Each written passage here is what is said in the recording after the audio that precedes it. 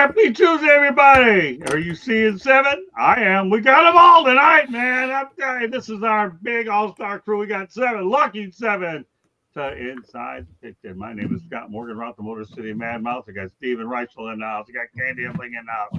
We got Tom Shanahan in the house. And we got Ben with his trademark cap troop, okay, in the house. All right. And obviously, when I call on him, he won't have the mute button on, but at least you can hear that mouth of mine rattling away.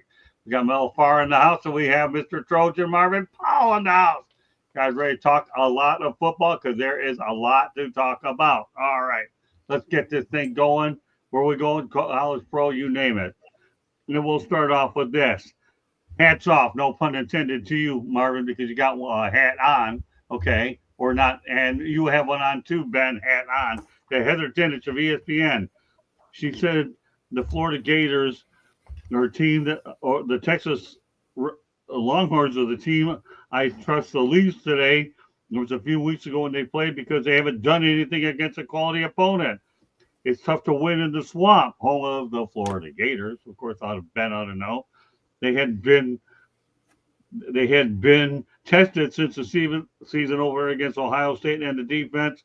Florida ended up winning the game 29-21. But in that game, Arch Manning's final stat line was 16 of 29, 263 yards, 2 touchdowns, 2 interceptions, 15 rushes, 38 yards, 55.1% completion percentage.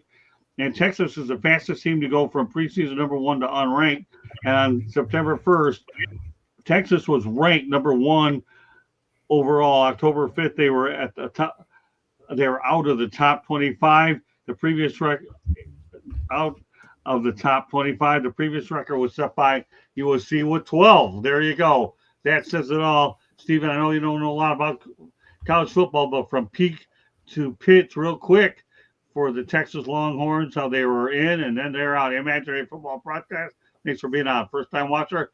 That's great. I hope you subscribe to our YouTube channel. You get all the notifications. But glad to have you on.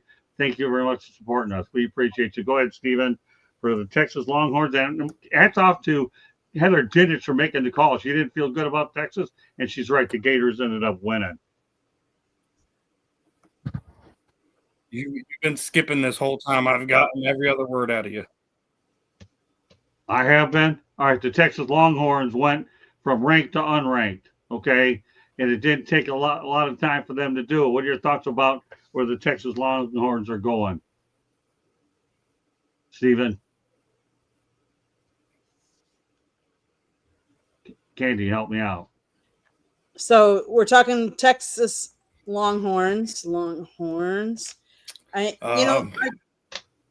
Yeah, I mean, obviously, the beginning of the season, everyone was hard on.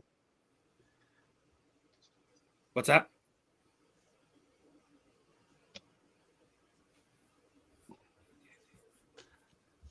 Yeah, will Penn State be able to win without Coach Franklin? I don't know. That's a great question. I'll be curious to find out myself from Imaginary Football Podcast.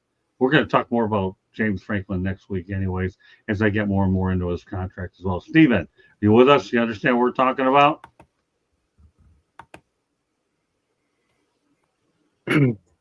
Hey, I'll jump in here, Scott, while you're trying to get Steve squared away. Yeah, go ahead, Tommy.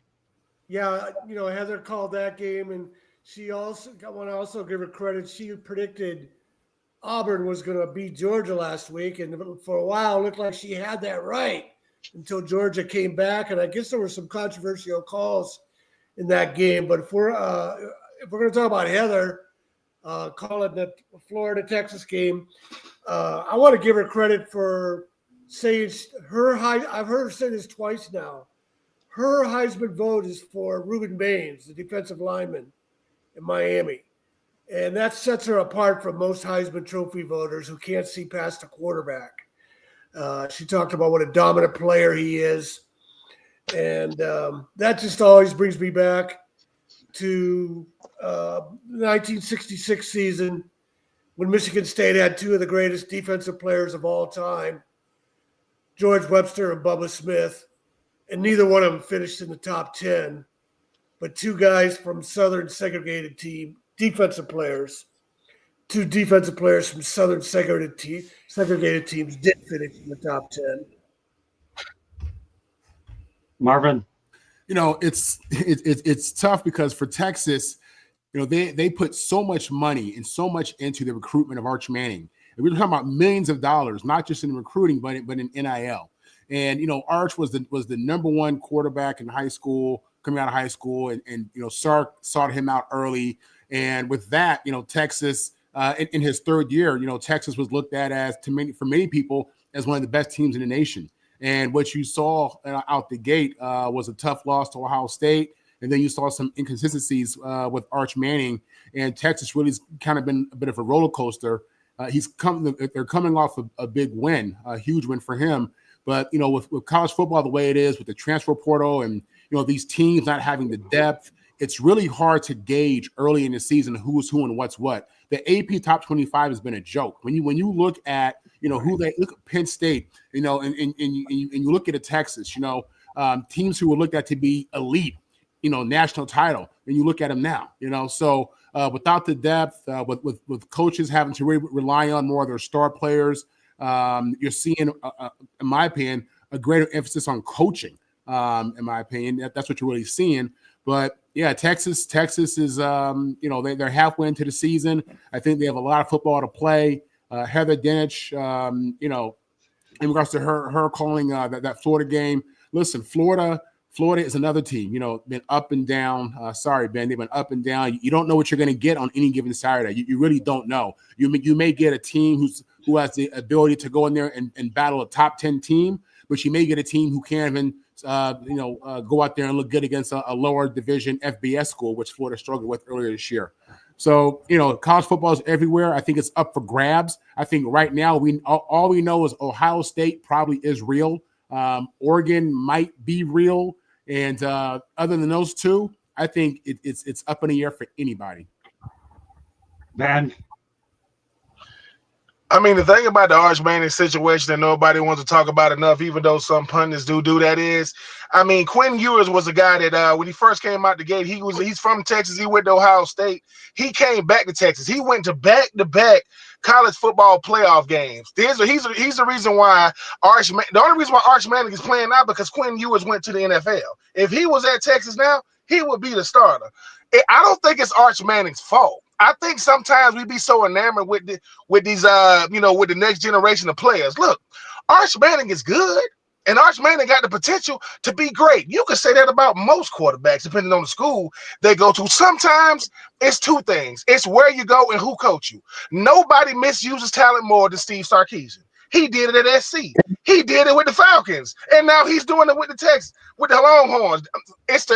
I feel bad for Arch Manning for this reason. You're going to take the money and you're going to take the praise, but you don't want to deal with the criticism. Arch Manning is a good player, right? He's a good player. Is he what Paul – he's the next greatest thing since Tim Tebow? That's unfair to him.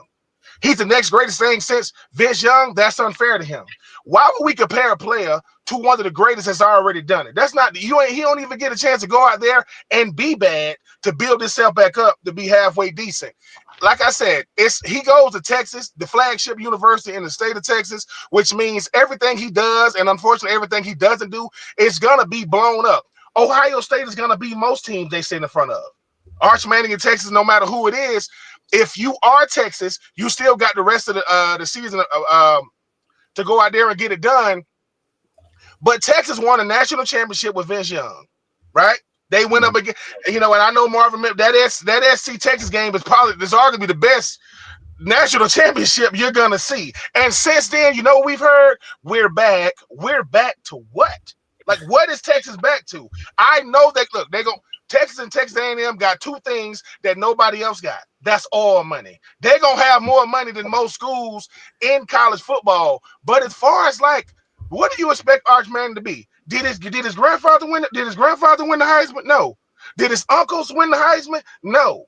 So what did they expect? You know what Arch Manning did? Arch Manning did what his uncle at the other UT did. He hasn't beat Florida at Florida. We gonna see what's gonna happen in 2026. It might get ugly when Florida go up there, but it's one game. He's one player at a big time university that's not living up to the billing. He's not living up to it. DJ Lagway ain't living up to it. The kid out there in Clemson ain't. Every quarterback they had slated to be the next best thing, they playing all right. And that's nothing against them, but I think it's more to do with the fact that where he plays more than how he plays. If his last name was Smith, this would be much to do about nothing. But when your last name is Manning, everything matters. But hey, young man, if you could take the check, you could take the criticism. I don't think he care about what we say one bit. But hey, man, I got a bunch of players that I play in a. And I ain't got many. I ain't got but 2 wins this year, but I'm happy that one of them was Texas because the Vince Youngs and the Bo Scapes and all those guys that was on that 05 team, I played with a lot of them. All of a sudden, when we beat them, their phones didn't work. So, you know, I'm still trying to wait on them text messages to hit me back. But, hey, man, he'll be all right. He's at Texas. If you can't find a way to deal with criticism at Texas, you're doing the wrong thing, man, because like I said, he could have picked anywhere to go, and he chose Texas. If listen, what did Denzel Washington say? If you pray for rain, you got to deal with the mud too, young man. Okay. All right. No. Yeah, Steven, don't worry about it. You know what? The best thing you can do, brother, is just contribute in the chat room, and we'll take it from here. Good to see a kneecap fighting as well. That's all right. We'll take the chat talk, and we'll keep this group going. You helped assemble the group. Now you can benefit by watching and just contribute in the chat room. That's okay, Steven. We're good. All right. With that said, go ahead, Mel. Sorry about that. I was having technical difficulties. So we're talking about, what are we talking about? Texas? I didn't hear the question. I'm sorry. It's okay. Well, we're talking about, go ahead, Candy. No, we're talking about Texas and beating Florida, or talking about Arch Manning and how he's doing in Texas and how the Texas did against Florida. Yeah, I think they won that game, right? So, you know, my thing is with Arch Manning, obviously there was huge expectations for Arch Manning. And God forbid, and I'm going to tell you this, somebody's going to draft him number 1 because somebody's going to see, they're going to draft him in the first round. Somebody's going to see enough of Arch where they're going to draft him in the first round. Now, God forbid, Shedeur or Sanders had performed this way. You know, they would be massacring the kid. You look at what Shedeur did in college and versus what Arch is doing. There's no comparison. Shedeur has played, and you look at Colorado right now and how they're struggling, right? It's because of Shedeur, you know, because of his leadership and his ability to play the position. Arch has not proven that he can play the position at a high level. There's a reason why Quinn Ewers was the starter for the last number of years, and you can kind of see why. Now, that doesn't mean that he's not going to get better and that he cannot get better. He just needs some snaps. That's what he needs. He needs snaps. He needs time. The best thing that he can do is to go back to college and continue to work on his craft. I'm not saying that he's garbage or anything of that nature. I'm saying he's a work in progress, like a lot of young men are. You just think about who the Heisman favorites were at the beginning of the year, and look at who the Heisman favorites are now. I mean, it's people that nobody ever talked about. The kid over there at Oregon, Dante Moore, the kid at Indiana, Mendoza, I believe is his name. You look at the guys that now that are leading the charge for the Heisman Trophy. It's different than what anybody predicted at the beginning of the year. You know, Arch is going to be fine. You know, Texas won that game. I was hoping, you know, kind of hoping that Florida would win that game. But Texas was able to pull it out because they got better athletes. I mean, let's face it, they got better players. And Arch played well enough, and you know, the other guys played well enough around them for them to win that football game. Okay, Candy, and what we're going to do is we're going to go rotate back and forth through Poland College to keep things interesting. Go ahead, Candy.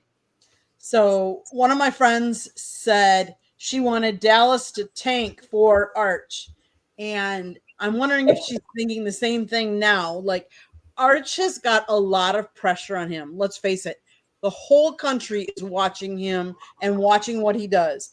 And because of the pedigree that he comes from, people expect that he is this great and going to be a great player.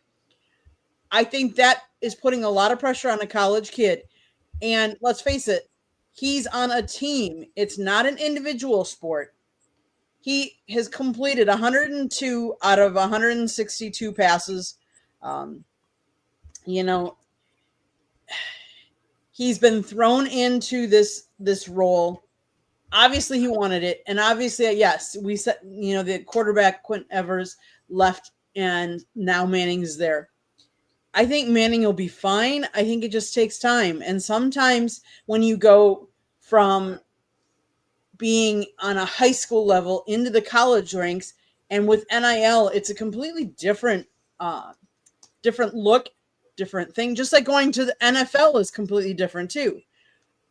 I don't think he's anywhere. I agree with Jeremy. I don't think Arch is ready for the NFL at all. I think he needs a couple, you know, at least this year, next year, in to get his feet wet, to be more proven. But I think there's a lot of pressure on him, and I think that's part of why. And you know, all the media is talking about him. We're all talking about him. So everybody, you know, that's a lot of pressure for a college kid to be under, and then for the rest of the team to have to help him perform as well. That puts pressure on them as well. Great points. All right, we're going to go to the pros now. As I said, we're going to go back and forth. Going into the year, the LA Chargers franchise leaders in receptions were Antonio Gates, 955, and Keenan Allen, 905. That's going into the year. During Allen's return, he needs 52 catches to break the Chargers franchise record for reception. The update as of October 5th was Keenan Allen passed Marvin Harrison to become the fastest player to 1,000 receptions in 159 games. Most recent update also has Allen with 4 receptions for 27 yards against the Miami Dolphins. Mel, when I talk about Keenan Allen and Antonio Gates, what are your thoughts when you compare and contrast? And Candy, you're going to give us an update about in a few minutes about where Allen stands on the all-time list, okay, in terms of the Chargers, okay? But Mel, what are your thoughts when you compare and contrast these two? Obviously, longevity. You know, neither one of them had played in a Super Bowl, I don't believe, or they haven't had much playoff success. But you know, it goes to their longevity, the way they take care of their bodies. You know, the only way you're able to achieve those types of numbers is that you're available.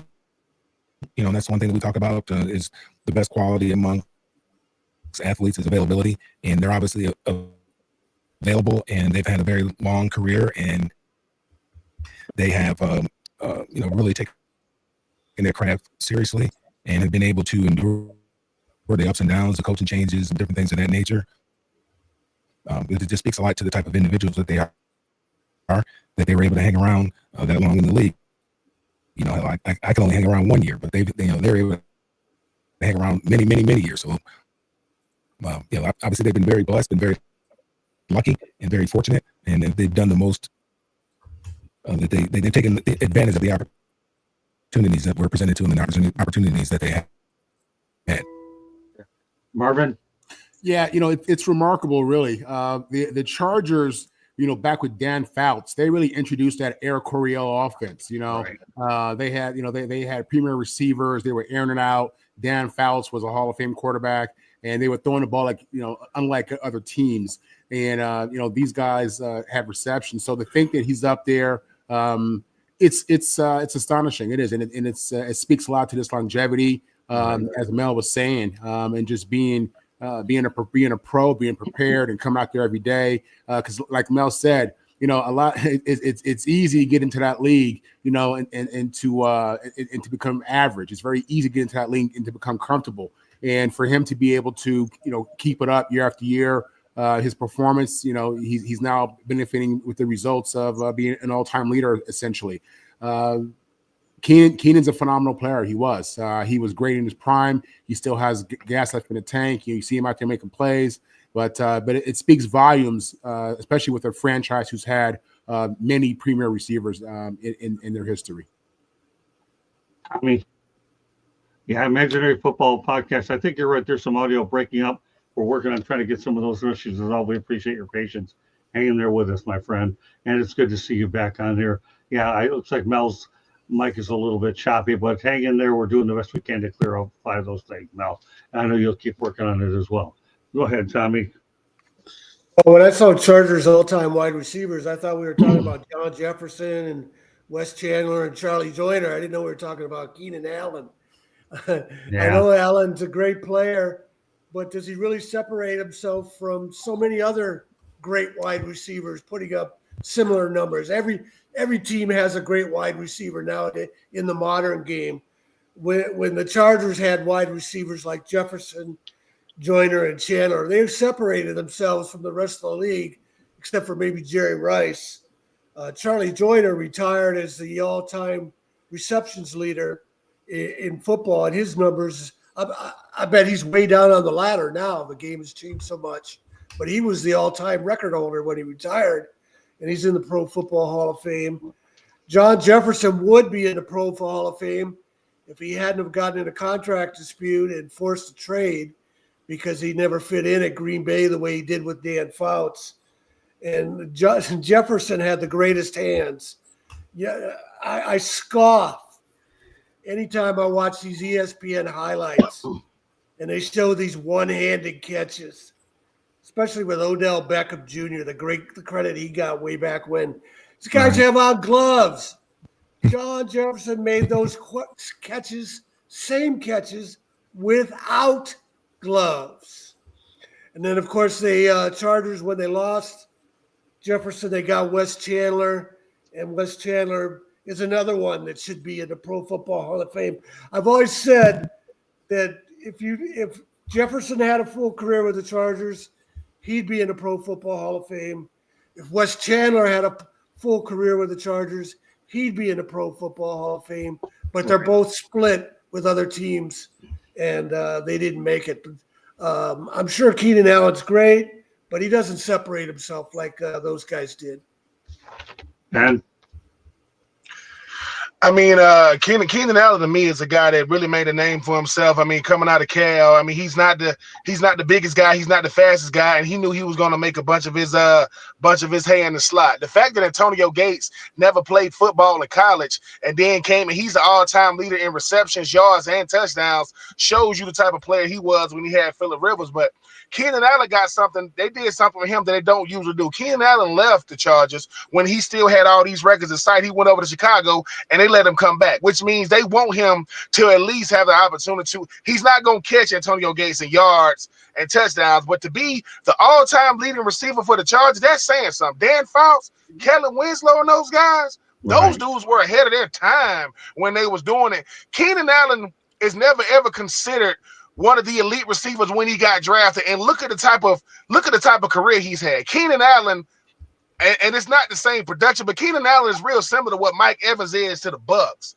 Nobody saw those dudes doing what they doing, and these are Hall of Fame type careers. Mike Evans is definitely going to get in, having 1,000 yards for every year he's been in the league, which he's hurt right now. I don't know if he's going to have it this year, but Keenan Allen is a 4 or 5 guy that is one of the best route runners coming out of the slot, and we talking about having almost 1,000 catches, gonna have the most. To be the all-time leading catches guy for any franchise, that means something. And then that, whether it's a passing league like now or not, so to put his name in the record books like that is saying something. No, ain't nobody gonna say Keenan Allen was on the same level as a Julio Jones or a Calvin Johnson or a Larry Fitzgerald. But when it comes to the Chargers, he is football royalty when it comes to the Chargers because of what he meant. And every time Phillip Rivers went from Vincent Jackson and those guys, and then he said, "Okay, we got this Keenan Allen dude," and he didn't have a drop off. So I'm really happy for Keenan Allen. He's a guy that got it the hard way. This dude is from North Carolina. He went to college in California. Most kids ain't leaving the South. And then he went down. There was in San Diego, not in LA. I'm proud of Keenan Allen because Keenan Allen is what an NFL player is supposed to be. Doubt me if you want to and watch what I do. Just put me on the field and watch what I do. And he is respected by most defensive coordinators, defensive backs, and defensive players he's ever came against because, I mean, Marvin, you guys said it. I mean, Mel, longevity in the NFL is rare. Productivity and longevity is even rare. If rarer is even a word, that's my country boy coming out of me. But I'm just proud of Keenan Allen because a lot of guys come and a lot of guys go. He has one thing that is hard to do. He has staying power because they ain't have to go get him. I know they got McClunkley and all those guys, but proud of Keenan Allen. Like I say, the Wes Chandlers and the Kellen Winslows of the world move over. Because here come Keenan Allen to be. If anybody on this panel did anything of significance in sports, you hold your hat to that. It doesn't matter who you consider better than me. When my name is etched at the top, my name is gonna be etched at the top. That's hard to do, man. So shout out to Keenan Allen for getting it done, man. I mean, and he did it the right way. Never made waves, and he's still out there making plays in 2025 when he got drafted in 2014, 13, and he's still around doing it. That's saying something. All right, Candy. So it's crazy kind of to think of, like, Antonio Gates, yes, holds an all-time franchise record receiving yards, 11,841. But Keenan Allen, I mean, for him to have reached 1,000 receptions is really unheard of. Like Ben was just saying, to have staying power at the top of your game or within the top couple for as long as he has is unheard of. I mean, right now in the 2025 season, Keenan Allen has shown continued impact, being the only player with at least 60 receiving yards and 1 touchdown in every game so far this year. So that tells you right there, like, you're talking about in amongst all these young guys that just came out and are having great, performances, to come for a team to say, I want you back after you left, says a lot too, because how many teams do that? You don't do that with players that you don't like or that aren't performing and stuff like that. So kudos to him. Third on the ranks of career Chargers receiving yard would be Lance Allworth with 9,584. And then fourth is Charlie Joyner. So that rounds out the. All right, great stuff, Candy. Just to let everybody know, on next week's Inside the Picks, and we'll talk more about the Penn State situation with James Franklin. We know he's been fired, and his buyout, I've heard, ranges between $48 and $56 million. So hope you can join us next week. There's a lot to talk about and uncover with James Franklin. I want to take the proper amount of time to get to it. So next week's episode on Inside the Picks Imaginary Football Podcast, I hope you can come back and we'll go into more detail about James Franklin. With that said, we talked about UCLA before. We'll talk about it again. Michigan State was blown out by the UCLA Bruins in East Lansing, 38-13. Head coach Tim Skinner and offensive coordinator Jerry Neuheisel are breathing life into Westwood. Let me tell you, Nico Lamaleva, 16 of 24, 180 yards, 3 touchdowns. UCLA time of possession, 36-24 to 33-27. Total yards, 418. 250 to 253. So I'll tell you one thing, the resurrection going on for UCLA, Mel, is just remarkable, isn't it? Yeah, I mean, we're excited about it. I can actually feel good about what I'm seeing on a week in and week out basis. Can be proud to be a Bruin for a long time. I had to deal with Marvin. It's been very difficult to be a Bruin, but it looks like they won the transfer portal and got the Detroit Lions. I mean, they look like an entirely different team. These guys are excited to play football. They're playing for one another. I mean, they got guys out there I've never seen before. The plays that they're running, they got the defensive lineman coming in there playing fullback. I mean, they just look. They have so much more life now. Before they just looked dead. Now they look excited, and so that makes, obviously, as an alumni, I'm happy. But see, now again, I got to settle in my saddle here for a second because I don't want to get too excited. Yeah, that's 2 games, but that doesn't make a season. But it's a lot better than what we've seen the first 4 games.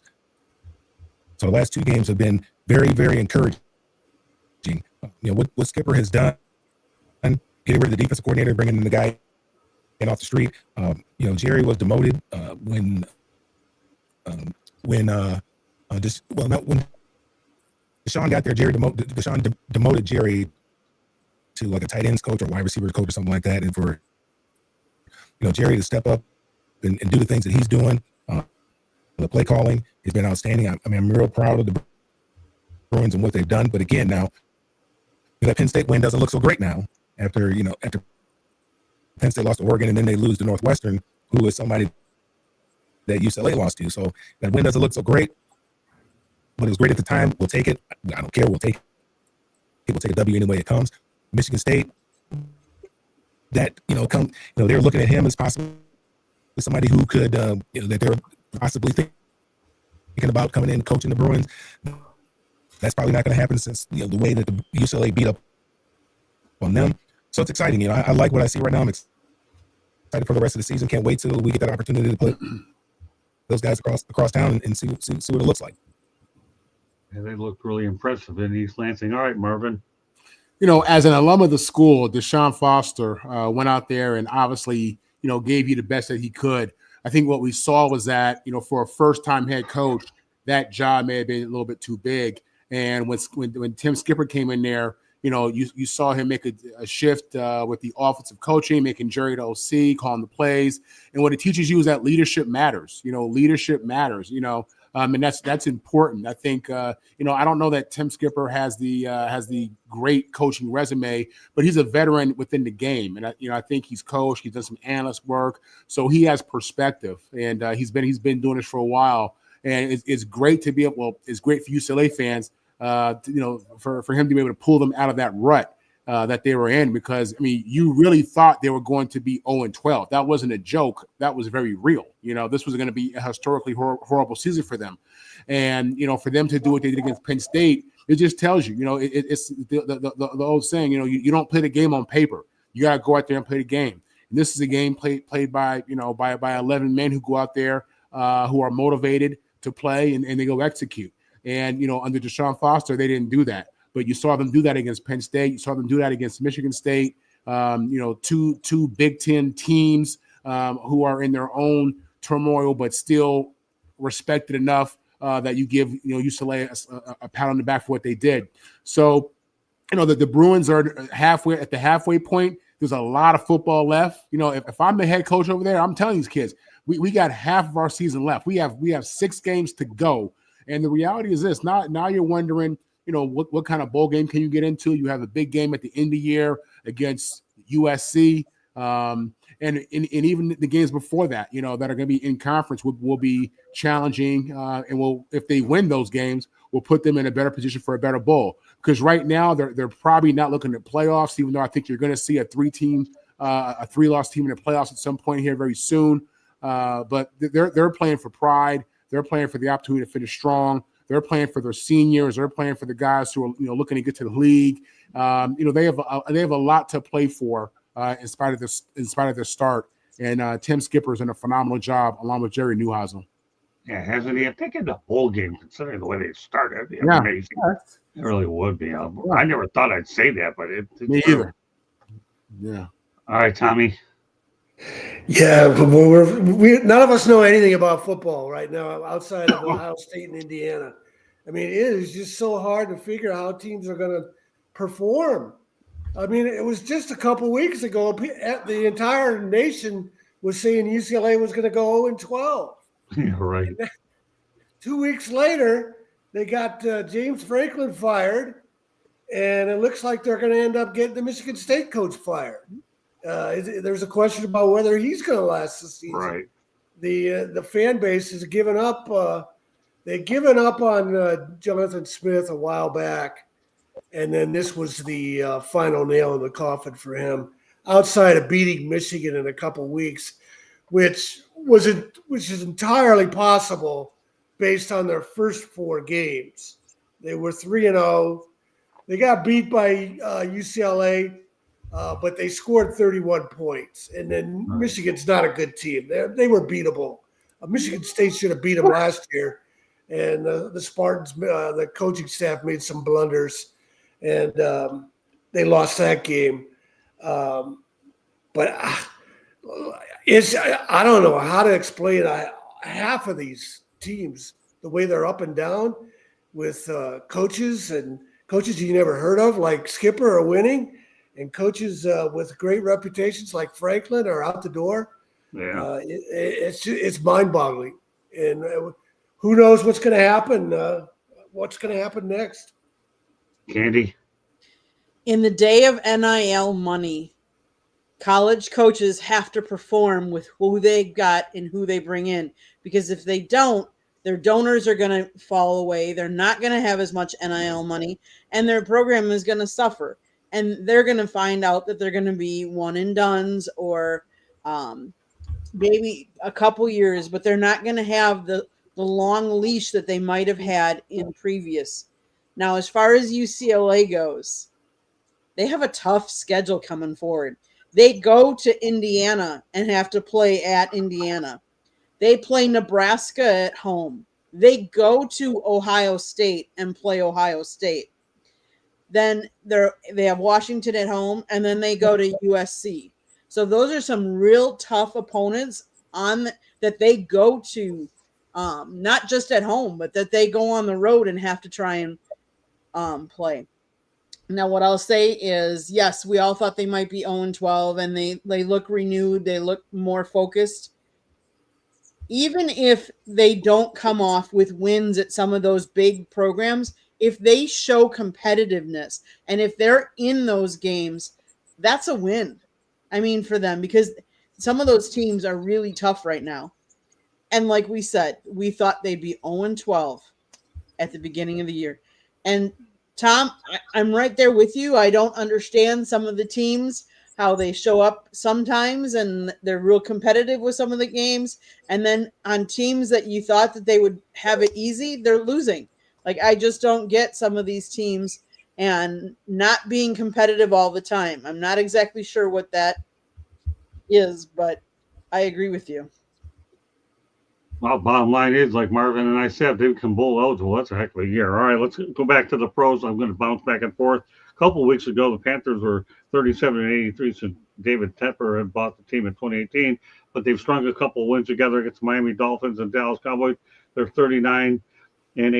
The reality with their most recent win over Dallas, still the Panthers are in rough shape there, Tommy, under David Tepper. He does everything else right, but he can't win. He hasn't proven he can do much with the NFL team. Well, the good thing Tepper's doing is staying in the background this year. He used to always cause some kind of controversy. Yeah. But we haven't heard from him this year, which is good.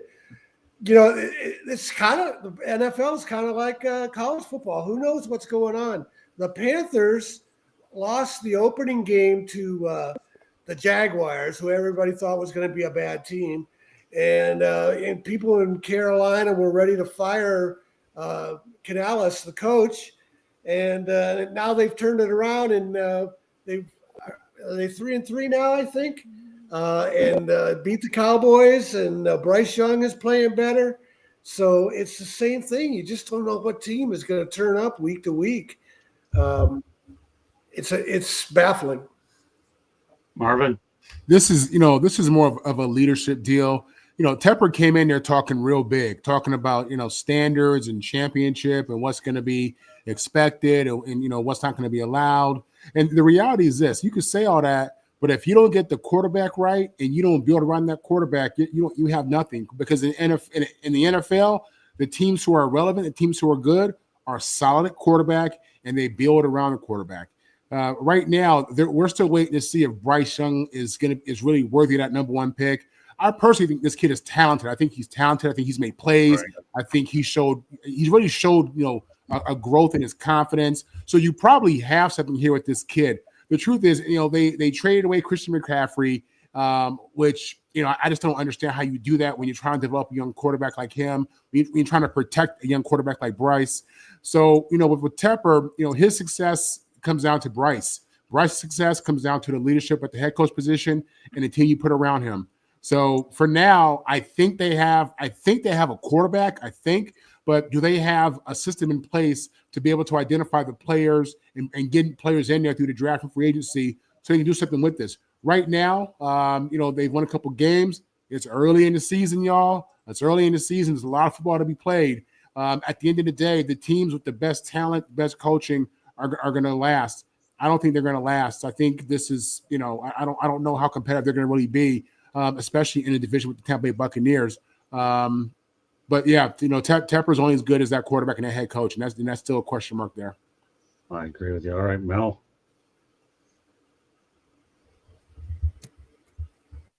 It takes time, and these owners are very impatient. You see that, with what happened in Tennessee today. They're they're very impatient. It takes time to build a program. Now, every now and then you get lucky. You get the right guy, you get the right coach, you get the right leader of men, and you get the right quarterback, and you can turn things around pretty quickly. But when a franchise like Carolina, and the things that they've done to really dig themselves in a hole, it's going to take time to dig themselves out of that hole. So you got to be patient. And with these quarterbacks, especially if you got a young quarterback, you got to give them time.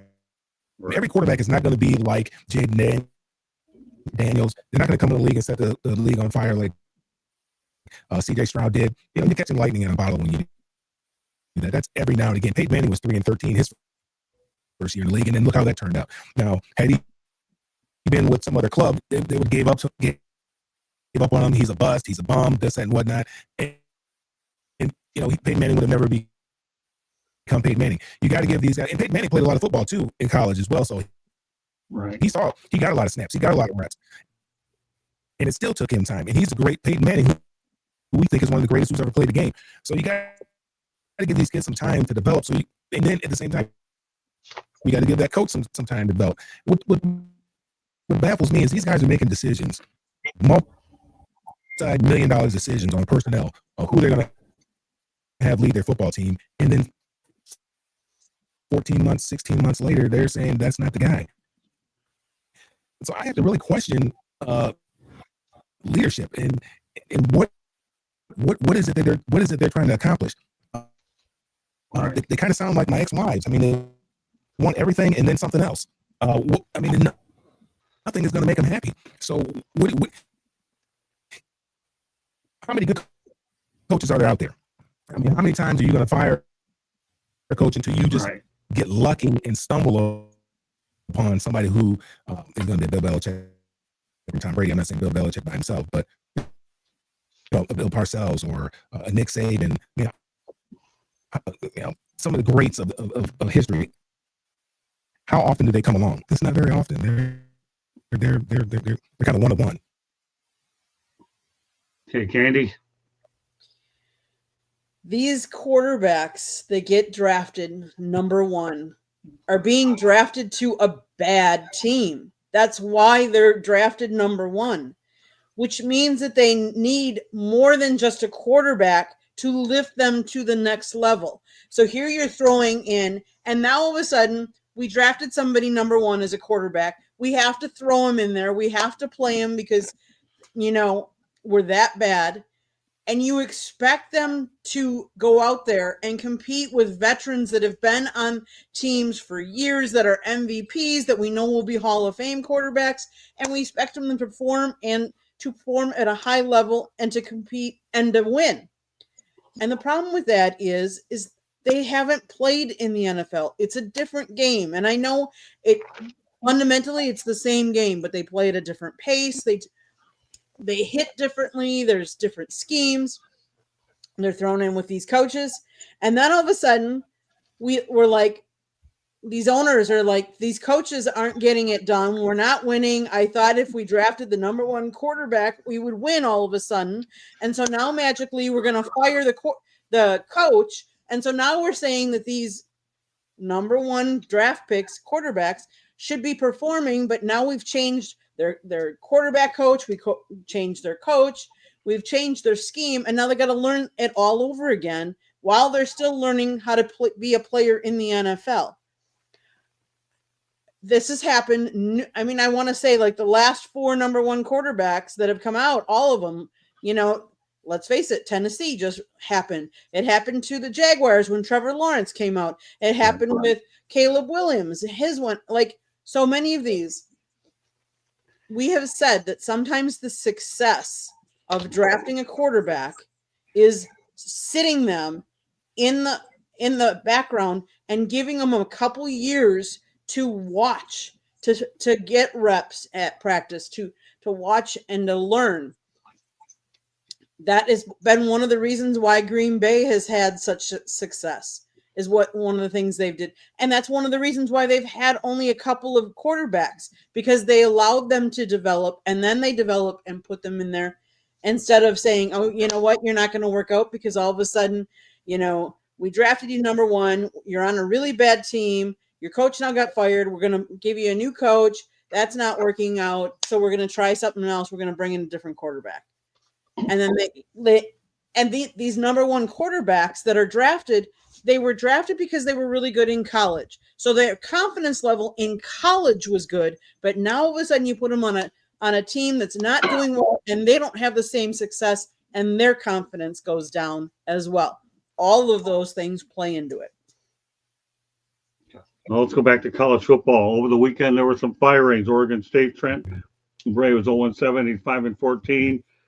Mark and he will obviously collect $4 million to stay home, and was in the second year of a 5-year contract. Trent Dilfer, 53, was 9-21 in 2+ seasons with UAB. And we have Ben coming in here just in time, 4-8, 20-23, and then 3-9 in 2024. And his only 2 wins were against Alabama State and Akron. And the reality is that UAB had a team record 15-game road losing streak. So let's talk about the firings, and we'll bring in Ben now. All right, now we're back home about Trent Bray and Trent Dilfer. We're going to talk about Dilfer in a few minutes, but there'll be more. These are just some of the ones that just took place. Trent Bray, obviously, you can't get away with 0-7 and 5-14 up in Oregon State. And Trent Dilfer, unfortunately, just didn't pan out as well. Go ahead, Ben. I mean, I think you just said it. I mean, when you start talking about your job is to be able to elevate the status quo of your team, not just within the conference, but nationally. And then when you're not living up to the billing and we paying you millions of dollars, and not on top of the fact that we are putting millions of dollars into recruiting, we didn't bring you in here for that. And sometimes they keep these coaches way longer than they should. Some of these guys are real good guys, and it's hard to just move away from them because starting over in college, you may never ever get back to where what you once left. And the thing now, and I feel bad for the guy there, the Oregon State. Trent Dilfer is a little bit different. Trent Dilfer talks a lot. He had a lot to say when he was the coach, but he didn't really live up to it. A UAB is a proud program. As a guy that got recruited by UAB, many moons ago, I know what they're trying to build. It's never on the level of Auburn. It's never on the level of Alabama. But they trying to be talked about as like that, that third team in the state of Alabama. And it's not like that. And UAB, that program has gone through a lot of changes, Right. a lot of changes. And Trent Dilfer, I mean, he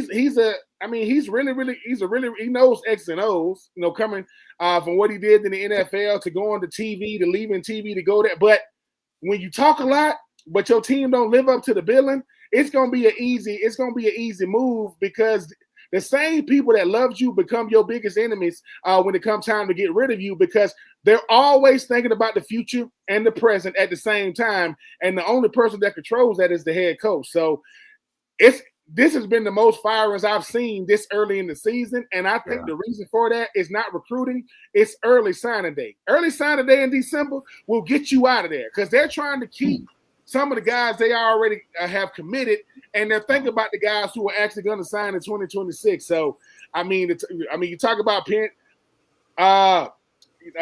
Coach Franklin should let everybody know that you are not safe. There are certain coaches they find, but when Coach Franklin is gone and he was a game away from being in the national championship, nobody should feel comfortable. And I don't care who you are, because sometimes to take a Coach Franklin who was in the college football semis to get let go the next year to let you know, hey, winning a bunch of games is cool. Are we in the college football playoff contention? Are we playing for conference championships? Are we elevating the status quo? Are we getting the guys that we coveted? Or are you just making a bunch of money and you get to fly private everywhere you go? Everything you buy is comped. So, this is unfortunate, but this is the world we live in. People think they wanted social media and all this publicity, but now everybody can see it. It used to be it happens and nobody saw it. Nope. Everybody can see it or lack thereof. And like I said, I mean, with the type of things going on in college football right now, some of these youngins that's coming in right now, they don't know about this tradition with some of these schools. Some of these schools' traditions is behind them. Right now in the SEC, if you coming in right now, Vanderbilt is a top-tier school with what they're doing on the field. I'm just telling you, I have lived long enough to see those type of things happen. We can live off what it used to be. We can talk about the good old days all we want. But if you ain't getting it done when it matters, it don't matter. And I don't care.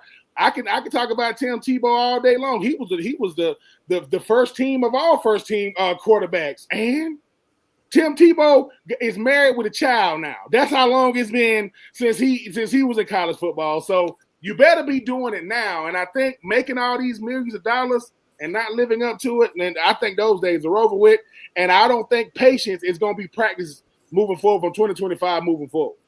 Well, you make a lot of good points. Mel, this is your last topic before you have to bolt. So why don't you give me some thoughts about these college football firings? The ones that we're talking mainly, Mel, are Trent Dilfer and Trent Bray of Oregon State. That's a thankless job. He walked in when Jonathan Smith left it to go to Michigan State. And, of course, we all know that the problems that Oregon State's having right now as the Pac-12 is trying to get reorganized, and he's out there in the middle of all that mess. And then we'll go to Marvin afterwards.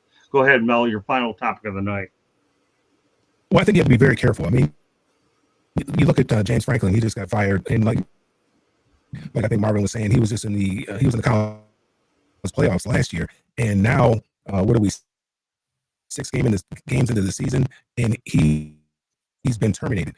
Obviously, we know there's some relationship things there with the current AD and Matt Rule. I think that's the name over there in Nebraska. But this guy. Franklin's been there for 12 years. Now, Joe Paterno was there for 45 years. I believe 45, 46 years, won 2 national championships.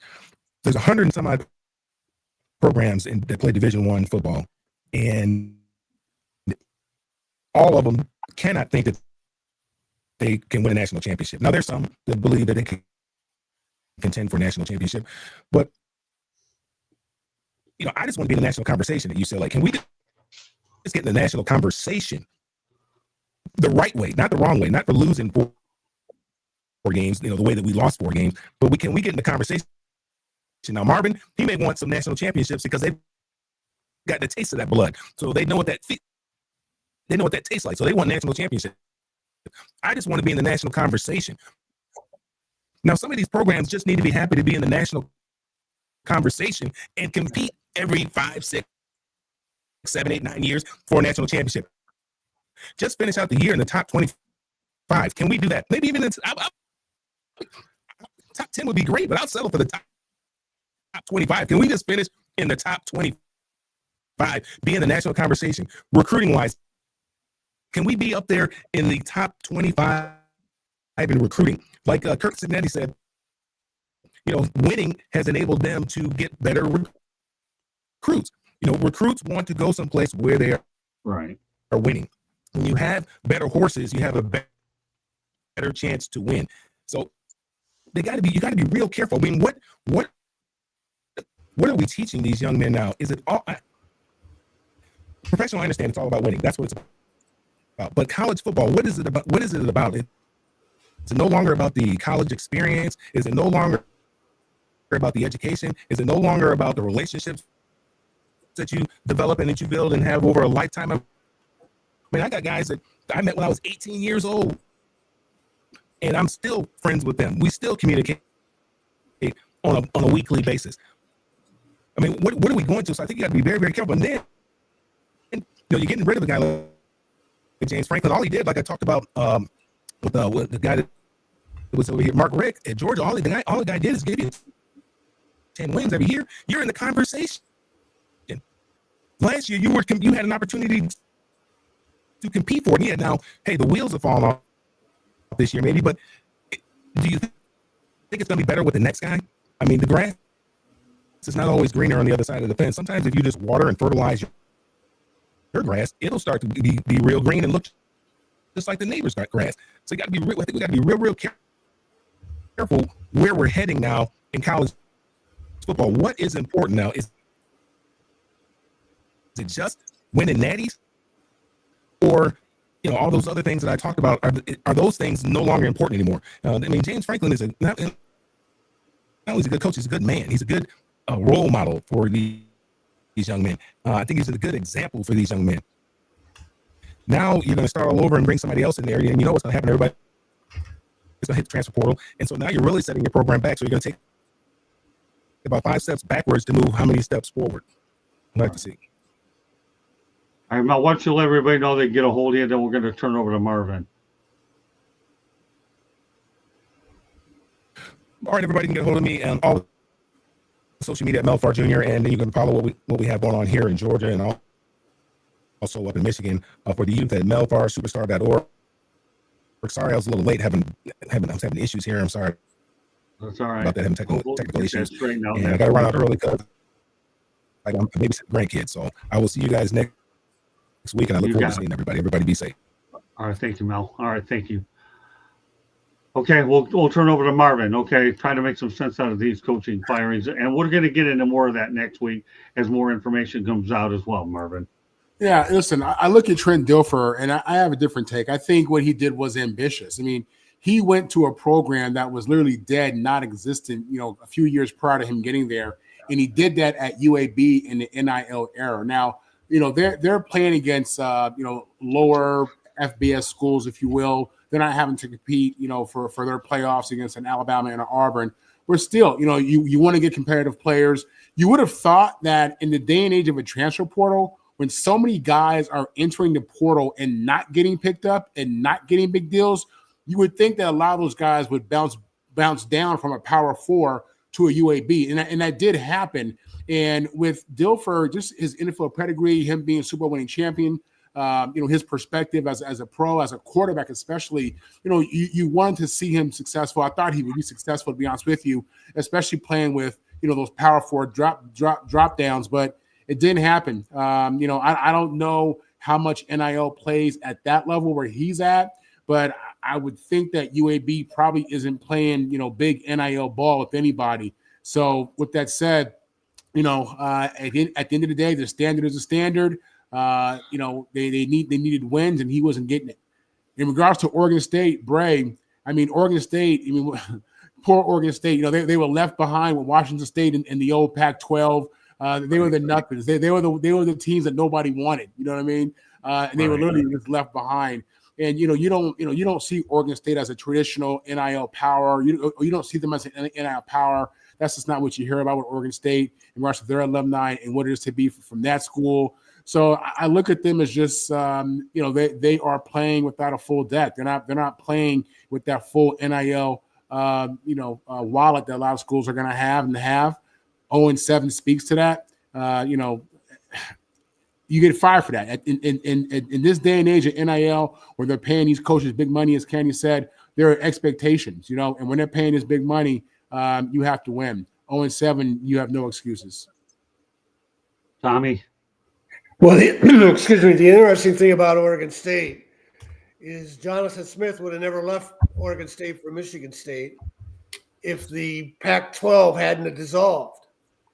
Yeah, he had to get out of there because he wasn't going to be in a Power 4 conference anymore. Trent Bay stays. He was his defensive coordinator. He stays, and this is his reward. He gets fired. He takes over a program that can't win, and he gets fired. So college sports is going down. I know the ratings are up, and it's great if you're Ohio State and Indiana and Miami and a few other schools. But I see it going down a bad road for most programs. It's not surprising that Bray and Trent Dilfer were fired. It's considering their records. It's surprising they were fired at this time of the year, in mid-season. That usually doesn't happen, especially at a lower level program, non-Power 4, I should say. And part of the reason getting fired is the donors were going to pull back their money. But Ben brought up another good point I hadn't thought of, and this is very true. If you don't have a head coach, your commits are going to start decommitting. And Penn State was losing all kinds of players already. Who's going to commit to Penn State if you don't have a head coach? And then that's the same is true at UAB or Oregon State. They don't have the same talent pool, but who are they going to get if the kids don't even know who the head coach is? And part of that also is that traditionally we always had signing date in February. Now it's in December, so everything's moved up, and so there have been all these changes, and it hasn't. It's made it more difficult to be a coach, have a stable program, have a stable roster, and if you're a fan, you don't even know who's on your team anymore, let alone who's coming to play you again. Used to be you worried about a certain opponent because some guy was back for his senior year. You don't even know who's on the opposing team anymore. So Dilfer and Bray are examples of what's going wrong with college football. Candy.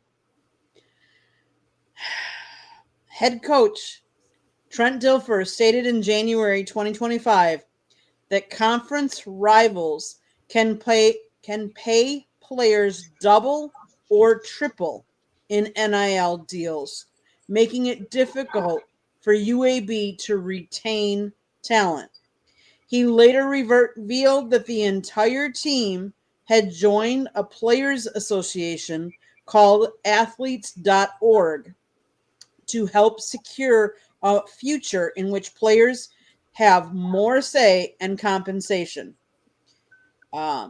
The talent drain, the financial disparity has led to some players leaving UAB for programs that can offer more lucrative NIL deals. The interesting thing in NIL and in Alabama was a bill was introduced in the Alabama legislature to allow high school athletes to earn NIL money, which could impact the future talent pool for the state's colleges. That's kind of scary because, like Mel was saying, these kids are in college. You go to college for an education, and obviously not in the day of NIL. They're not picking their school based on what's best school for their future. They're basing it on what's best for my future right now to get paid in NIL. And that's what is important to them in this NIL era that we're in now, is how much can I get paid now? Because that my now is what all I have. So am I surprised Trent was let go? I'm kind of surprised. I would have thought a pedigree that where you played in the NFL would automatically bring you some talent that maybe wouldn't go anyplace else because of that. You know, you've been there, done there. You've done that. You can mold people and tell them how to get there and what it's like there, and then you can help coach them up. So was I a little surprised? A little surprised. Obviously, I was at the game Saturday, UAB versus FAU, and that was right before Trent got let go. And I'm guessing, we'll get to that shortly, okay, Candy? Okay. Thanks. But yeah, I think in NIL, like I said before, in the NIL era, they want results now, or like we have said, the donors are going to start pulling, and if the donors start pulling and they don't have the money, the NIL money to attract future talent, what choice do they have? Well, we're going to go to a station break right now, Candy. Go ahead. Okay.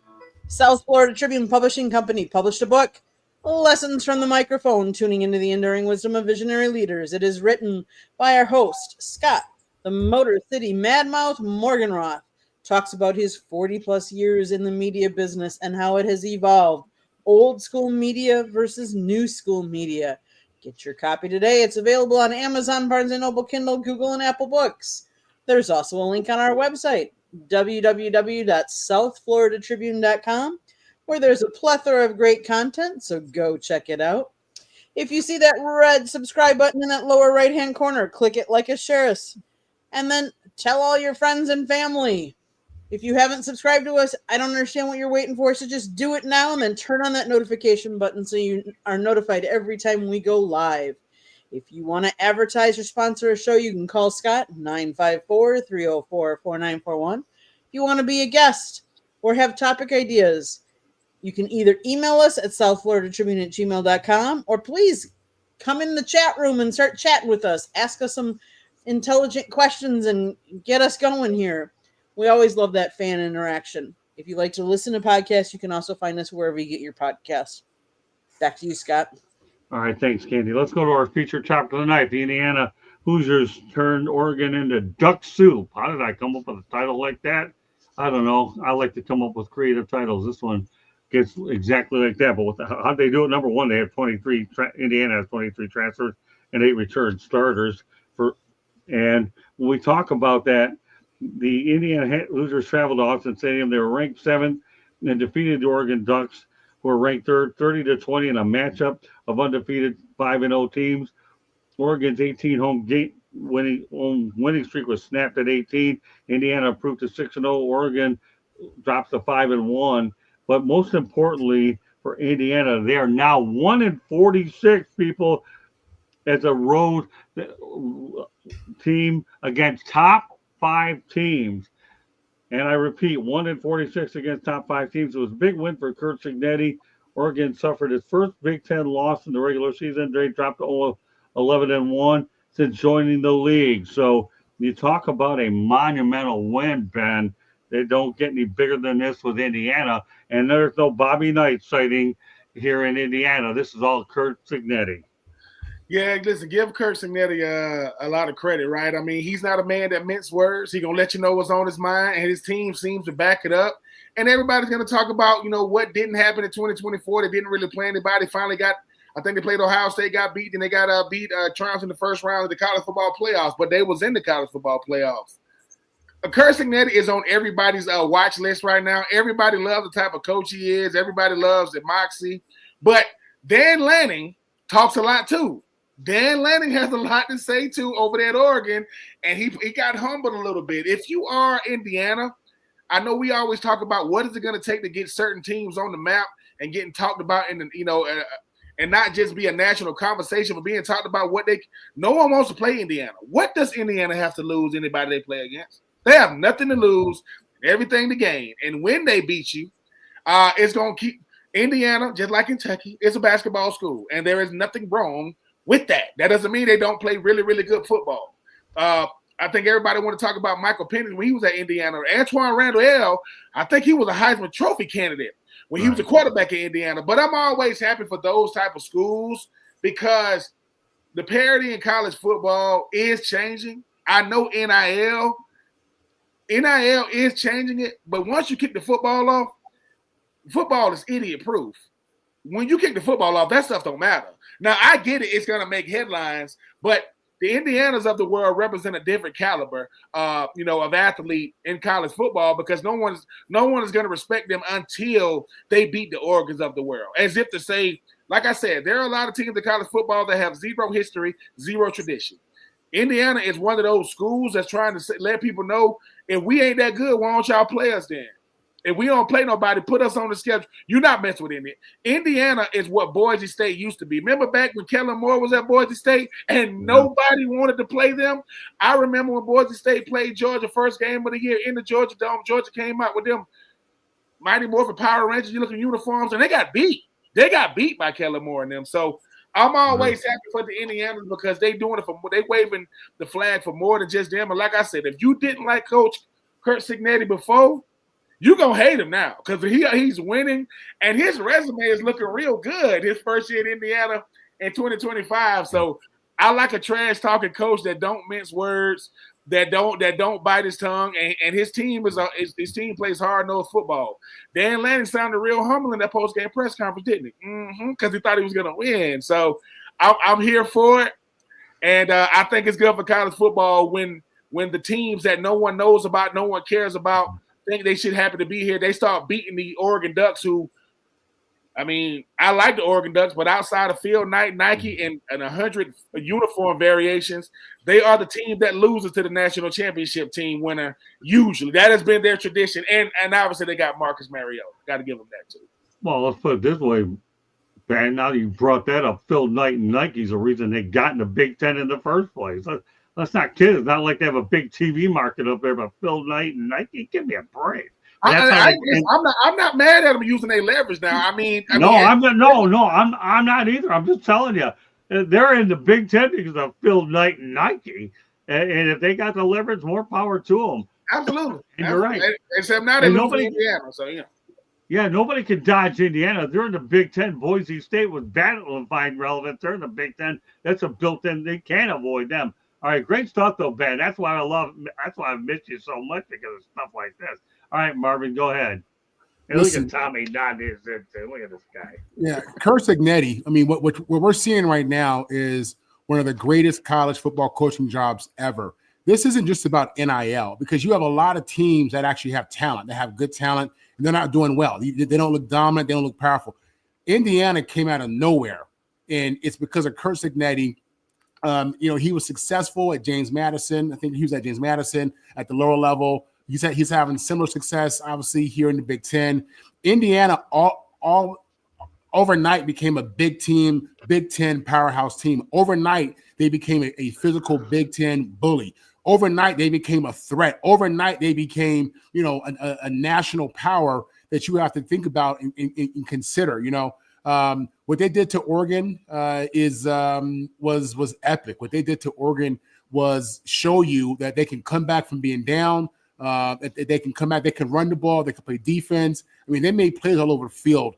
What he's doing in Indiana is remarkable, and it's not just him having NIL players. This is coaching. This is the details. Coaching matters. When you watch them execute on defense, when you watch them execute on offense, they look good. They're not making a ton of mistakes. You watch them and you see the details in which they're playing with. So I applaud him.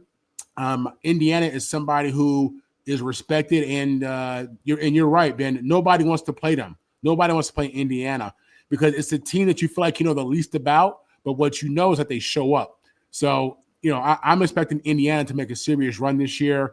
From what I've seen in the last couple of games, they are probably better than last year, which is scary for the Big Ten. And we'll see what they do when you get to those playoffs because they're going to be there. Tommy? I got to bring since Ben mentioned his name, Antoine Randall. I got to start out with that so I don't forget. That guy was a great player. I vote for him every year when the College Football Hall of Fame ballot comes out. But he never had a chance playing on those teams he was on. If he was on that Virginia Tech team that Michael Vick took to the BCS finals, that would have been the same story. He was that good. But that's how bad Indiana was. They could have a great player, and they never had a chance. I told the story a couple weeks back on the show about how when Lee Corso was at Indiana and they scored first at Columbus, and so they were ahead of Ohio State 7-0, and he ran his whole team out there to get a picture of the scoreboard. Indiana 7, Ohio State 0. To me, that's a joke, but that's how far down, how improbable it would be for Indiana to beat Ohio State. They still can't beat Ohio State based on last year, but at least they're a far more competitive program, and they're a playoff program. And then Oregon win was huge. What I found interesting about that win was before the game, Kurt Cignetti was talking about how Oregon is one of the few teams, there's only a half dozen or so with the tradition and the money to back it up, that they can run 320, 340-pound defensive linemen out there. And he said that was a big disadvantage for Indiana because they didn't have that type of players. But they still beat them. So they still I thought that meant that they weren't going to win. They still found a way to beat them, and they beat them pretty well. So Cignetti has proven himself as a coach each week, but he's also making life miserable for every coach that isn't in the top 10, that doesn't seem to have top 20 maybe, that doesn't seem to have a program that's ascending. You can't even be treading water because everybody's saying, well, look at Indiana. They did it. So Cignetti is the bane of just about every coach in the country. Candy? Kurt Cignetti. Yes, he is. He previously held head coaching positions at James Madison University, Elon University, and Indiana University of Pennsylvania. He is a 5-time Conference Coach of the Year and the 2024 National Coach of the Year. He is the only college football coach to have started 10-0 with 2 different teams in consecutive seasons. He achieved that with James Madison University in 2023 and then Indiana University in 2024. Let's be very clear, though. He has been a coach for a long time. He played for West Virginia back in 1979 to 82. He was a quarterback. In 83, he started coaching. He coached Pittsburgh. Then he went to Davidson. He went to Rice, Temple, Pittsburgh, North Carolina State, Alabama, IUP, Elon, James Madison, and now Indiana. So he's done a lot of coaching, been exposed to a lot of different coaches to help him get to this level. And when you learn from a bunch of different coaches and take a little bit from each of them, look at what it's become. It's become success for him. What can I say? I mean, obviously my team is in the Big Ten. I don't want my team playing his team, although they have to, but he is doing really well. This has got to be the first time I think Indiana's way, way up there. I can also say there was one more point I wanted to this was okay. Entering the 2025 season, Indiana Hoosiers were ranked number 20 in the top 25. After starting 5-0, rising them to number 7 in the rankings. After the Hoosiers defeated number 3 Oregon by a score of 30-10, this marked Indiana's first ever win against a top 5 team on the road and their second ever win against a top 5 team. The first since they defeated Purdue back in 1967. Following the win, Indiana rose to number 3 in the AP poll, the highest ranking in program history. So well, kudos. all I'll say, Candy, it's been a pretty good run for the Hoosiers the last 2 years. And for those of you in Penn State, they're looking to get Kurt Signetti. Don't hold your breath. They'd run him out of Penn State too. But we'll leave it at they seem to run everybody out there. Everybody has a short lifespan. Ever since Joe Paterno left, nobody can stay around. If you didn't appreciate James Franklin, you're not going to appreciate anybody. I think he did an admirable job. More on him next week. We're going to go right in our backyard to Florida Atlantic as head coach Zach Kittley outclassed NFL Super Bowl winning quarterback Trent Dilfer as the Owls blew out UAB 53-33, led by quarterback Caden Veldkamp's 297-yard 3-touchdown performance. I asked Kittley about embracing the challenge of matching wits ends with Dilfer. The UAB, obviously, media relations staff knew what was going on. They had no media availability. They fired Dilfer the next day, replaced him with Alex Mortensen, the son of late broadcaster and insider Chris Mortensen. Candy, roll the tape. Okay, let me share my screen. Let me get.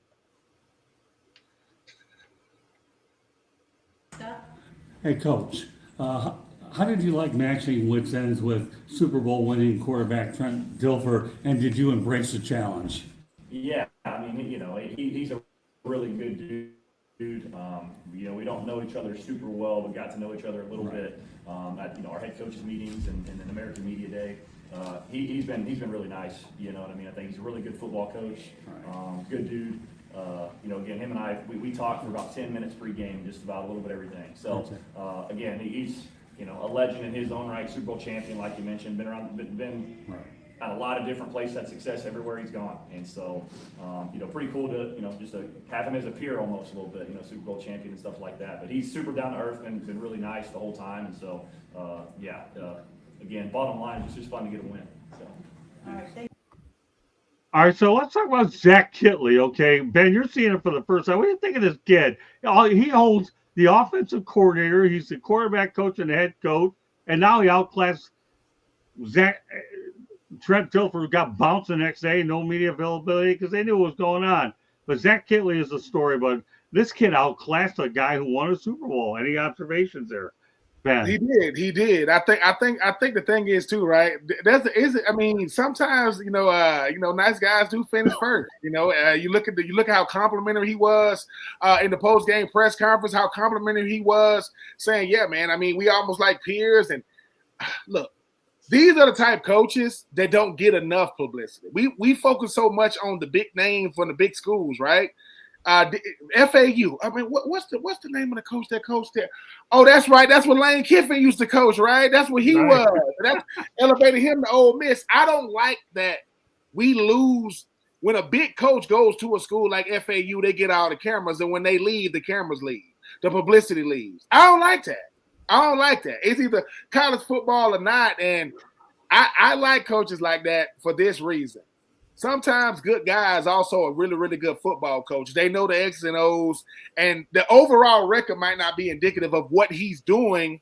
But if I'm not mistaken, I think Chris Carter is on their staff down there at FAU. And so they're if in the state of Florida, you always worrying about the big three, that being Miami, Florida State, and Florida. But FAU's got to deal with the UCFs. USF takes the shine from an FAU. FIU will take the shine from an FAU. But I don't like that you only talking about what we did because Trent Dilfer got fired the next day. Hey, man, we playing some good football down here, right? And they've gone through some coaches, but I'm always rooting for FAU down there, Boca Raton, Florida. If you've never been to Boca, it's nice. Expensive, but very nice down there in Boca, Marvin. You might have to take the fam down there. It's nice, and campus is real beautiful. But I like when coaches like that get elevated, not because they're a hot shot coordinator or they're a hot shot QB coach, because they're winning. Because the goal is to change the culture. What they say? Good teams have rules, great teams have standards. And when you're trying to be a great team, you uphold that standard all the time. But you have to be complimentary when you win, just like you humble in defeat. And hey, I'm here for it. And yes, do I be what they got an FAU like little documentary down there that Chris Carter be doing? So I know a little bit about what they're doing down at FAU. I be cheating, especially, my Gators, we can't really beat nobody outside of Texas and LIU today. So I'm not really talking as much trash as I used to, but I'll say one thing. When I got wind though that Dilfer was going to get fired, I sent Candy down there to get a few pictures of the file, just so you know. I had to do that as well. And I had a young stud that Tommy knows about, or Marvin knows about, JJ Metz, who was telling me it was going to happen before it happened. And one of these days we'll bring on JJ here to inside. I think it'd be a dream for him to come on this show with you guys, and that's for sure. So, all right, Marvin, what's your take on what we saw there? Hello, Feather Freebird. Glad to see you in here. Yeah, it was great. He was very complimentary to Coach Dilfer. Thought he was a little bit too nice, to be honest with you. I did. I thought he was way too nice. I understand being civil, being professional. That's all good. We need that in the game. We want to be good examples, good role models. We want to be good examples in leadership. But listen, this is football. It's a physical game. It's a combat sport. It's the only team combat sport. And you went out there and you won a game. Feel good about that. Shake the man's hand. But after that, talk about your team. Talk about what you guys did. Talk about your guys. Get off that guy already. You know what I'm saying? FAU, listen, I lived in South Florida for 15 years, came up to Atlanta after Hurricane Irma, and I got very familiar with FAU. The state of Florida has tremendous talent at the high school level. They're able, even pre-NIL, they're able to feed so many programs in the state of Florida. It is unbelievable. And when Willie Taggart and Lane Kiffin when they were at FAU, these are big name coaches who came from big name programs, like Ben was saying. And they put that program on a whole other level. They did. They made FAU nationally known just because of their presence as head coaches, and they won a few games. So FAU, great program. In regards to their coach, I think he's a good coach. This is the guy who's coaching like multiple positions, multiple areas, trying to do it all, I think. And I applaud that. But yeah, FAU is definitely a program on the rise, and I think he was way too nice to Dilfer. Tommy? Hey, if I had to do over again, I'd be a young coach, turn around a mid-level program, get hired by a big-time school with a $20 million buyout, and then not worry about how my season goes, because then I'll just take the buyout and retire. Because That seems to be such a pattern now. And this guy Kittley seems to be right in the main road for that. Although I just was looking at your schedule while the other guys were talking. They got to play South Florida, Navy, Tulane. So they got some tough games coming up. It may not be able to win 6 games. They're 3-3, but if they're competitive, there's going to be a lot of job openings. We haven't talked about Wisconsin. Luke Fickle is sure to get fired by the end of the year, because he was on the hot seat before the season started, and they're having a terrible season. So, very interesting guy.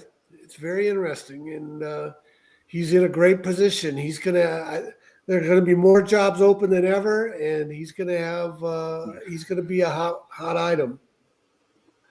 Candy.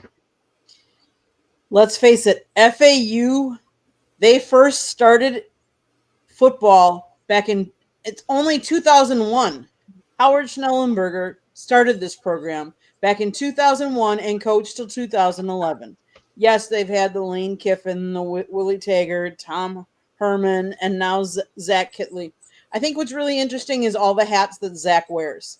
And Marvin, to your point that he was really nice in the press conference, that was the actual end of his part. That was Scott got in the last question of his, so he had already talked a lot about his team already. Okay. He had talked about his quarterback and all the success that they had. The defense didn't allow a score in the first quarter. They marched down the field 4 times before they even allowed a score from UAB. So he was really complimentary about his team and had talked about that, just so because I know you didn't know that. So I just wanted to put that out there. But FAU has a beautiful stadium, and yes, there is so much talent in Florida, but there's also so many schools that are competing for that talent. Yeah, And a lot of, I just want to say one last thing. A lot of schools, a lot of other colleges come down to Florida to recruit down in Florida, as well as the Florida schools. Okay, Yeah, Scott. no question about it. Here, let me go over a few things here, a little bit of rapid fire as we continue to roll. The UNLV is now 6-0. Candy, let me know who they beat over the weekend. Dan Mullen doing a good job. He could definitely be a candidate somewhere. I don't think he's going to go anywhere this year, but she'll get us a score. They are now 6-0 as well. So we've been talking about them, keeping tabs of this school and UNLV. What can I say? Dan Mullen wasn't good enough to go to Florida. He goes into the TV booth, and now he's doing a wonderful job with Running Rebels as well. Everybody talks about the fact that the Running Rebels go out there known for basketball, but Dan Mullen's doing a good job. Candy, you have the score real quick? Nope. All right. Well, when she's getting it, it's been really nice to spend the last couple of weeks up in Boca Raton. I like to get to a couple of games a year. But get this, the Miami Hurricanes, the first game for the Miami Hurricanes, not in Florida, is at SMU on November 1st and will stay in the state of Florida. The furthest they travel is at Tallahassee, which is 411 miles away. They started with 4 home games with Notre Dame, Bethune-Cookman, USF, and Florida. Then they went off to FSU. Friday, Candy and I will be covering the Louisville game. And, of course, Saturday, October 25th, they host Stanford. Geographically sound. Tommy, I got to ask you this. So we're going to go rapid fire on this. I have a few other topics I want to get to. You ever see a school get so lucky when it comes to scheduling and not have to leave their state until November? SMU? That's just surreal. Yeah. How many states have 3 Power 4 programs in the state? Right. One of them being in the conference, and then so that's part of it. But that's pretty good scheduling on their part. And they have a lot of options with the Florida schools, and I'm thinking they might be getting ready for a letdown. I'm still not convinced they're that good overall. Yeah, we're going to get into that in a couple of weeks, so stay with me on that. But think about it. They don't leave the state of Florida until November 1st against SMU. Okay, Ben, go ahead. Give me your brief take on this. We have some big pros on there. You can't get a more favorable schedule on this one. I mean, we talked about it earlier. When you got leverage, you got to use it, right? Miami understands that they got leverage right now. I mean, they better thank Cam Ward for 2024 because, you know, he definitely helped elevate that program. And then when you look at what, Carson Beck and those guys are doing, hey man, they're a big time program. They run South Florida. I mean, we understand that, but yeah, I mean, you ain't leaving till November. I mean, they better hope that their best football is still in front of them because if they start laying eggs, people gonna be like, dude, what's up with this Miami team? But so far so good. I mean, they got the state champ shirts because they beat Florida. They beat Florida State and USF in back-to-back seasons. So shout out to them Canes. Marvin. In the Big Ten, you got teams in LA flying to New York. You got teams in the Midwest. In the Big Ten, these teams are traveling. I mean, they're going cross country every other week, which I'm okay with because again, they're getting that bread and it's what you signed up for. But for for Miami, for a team to be able to stay in Florida for a month when other teams are going to be battling weather, elements, travel. That's tremendous. I mean, that's a tremendous advantage. It worked out well, for them Canes, but it's unbelievable to think that when my Trojans are flying to South Bend this weekend, and UCLA's flying wherever they're going, that these Florida schools are staying in-house and they ain't leaving for a month, or at least the Canes aren't. That's to their benefit and lucky for them. Candy, you give me the score and your observations on this. So the score of the UNLV played Air Force last weekend, and they won 51-48. There you go. I knew it was a shootout. All right, we obviously know that you and I have had a lot of games, and they haven't had to go anywhere till November 1st. We'll have 6 in our pocket before November 1st. So that's pretty unbelievable how the Canes maneuvered this. So I would say yes. I would say, Marvin, is it an advantage? Yes, but I think it would be more of an advantage if they ended the year with in Miami, all those games in Florida, when it is bad weather up in the wherever else they have to go. But if we all remember, last year they started out pretty strong too. And look at how they ended. They petered out when they left the state of Florida. And that's why they didn't play for the national championship last year. So they have to be careful that they keep their foot on the gas and can be as strong away as they were at home so far this year. Yeah, or they won't find themselves in the playoffs. And that's exactly why I brought this topic up tonight, okay, because of that. Wait till later in the year. And I have a great topic next week that I'm going to talk about.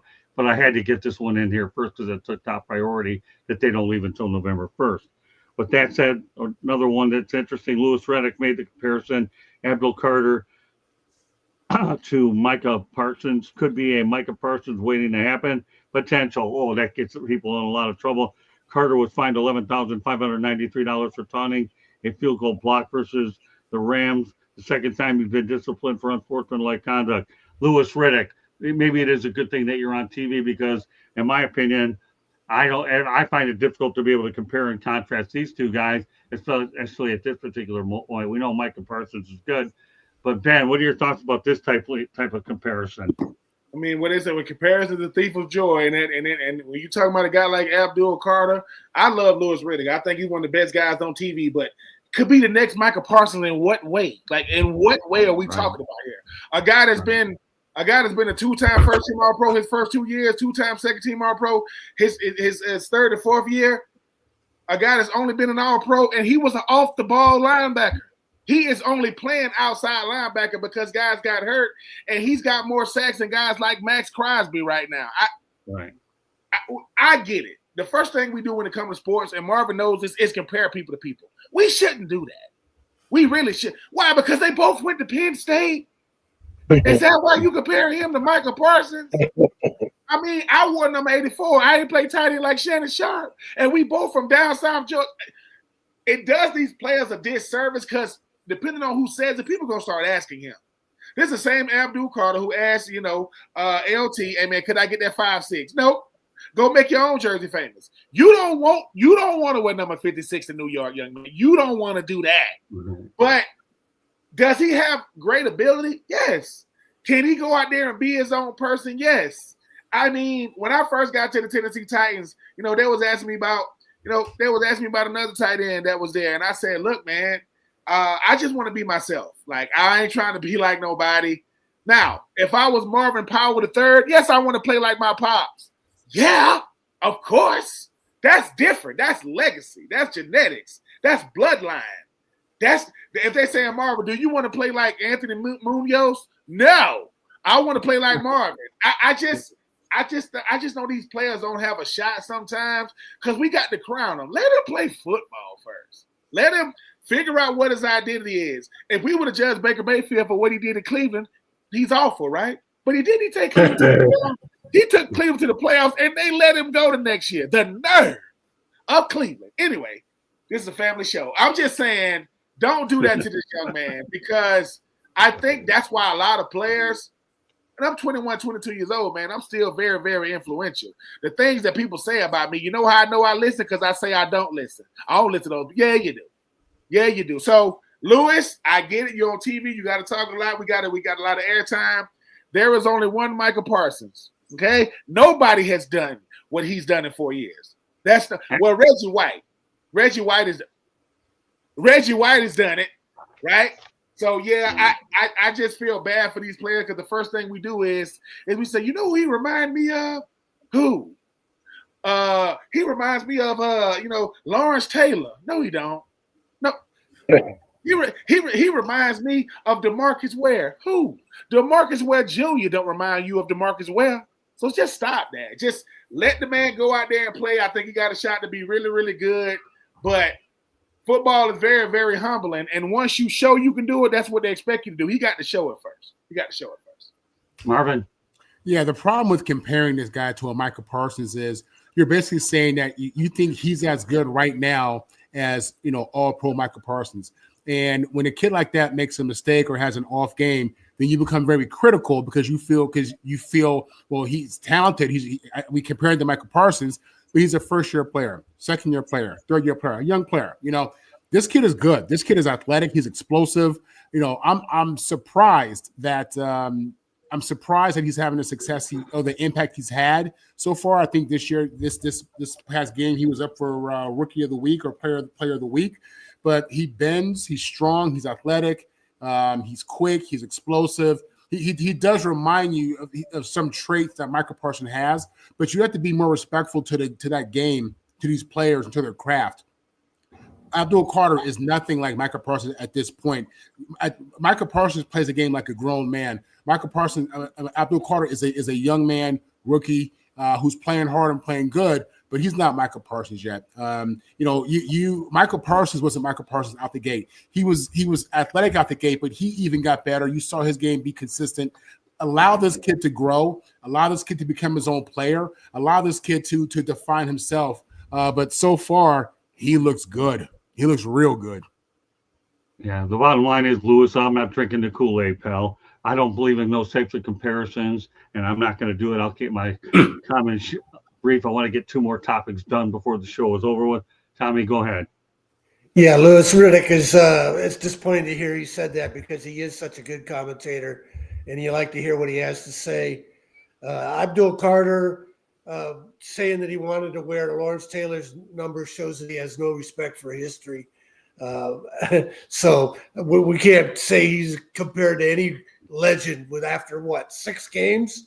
Yeah, he might be a great player, but we got a long ways to go before we categorize where he is. Candy? I agree with the panel. You can't compare, a first-year starter to somebody that's been in the league how many years. Yes, you can say he does things like, or, this particular movie is like something, but no, you can't compare. Very good. Okay, well, I'll tell you what, the Jacksonville Jaguars have a bright future, that's for sure, because they currently have 13 picks in the 2026 NFL Draft following the Tank Bigsby trade with the Eagles. They look fantastic in their win versus Kansas City on Monday Night Football, improving to 4-1, equaling their win total of a year ago when they were 4-13. Think about it. It was their first win over Kansas City since 2009. Not bad for them. Unfortunately, they lost to Seattle 20-17. And at that point, the Chiefs had won 23 consecutive games, including playing when they were leading by 14 plus points. Let's hand it to the Jags, Ben.